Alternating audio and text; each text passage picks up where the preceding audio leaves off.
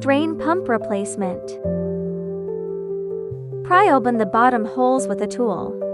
Disconnect the wires to the bottom cover. Disconnect the two wires to the drain pump.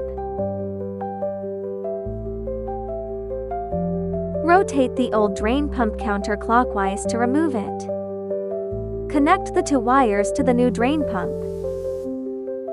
Check if the black seal is on the drain pump.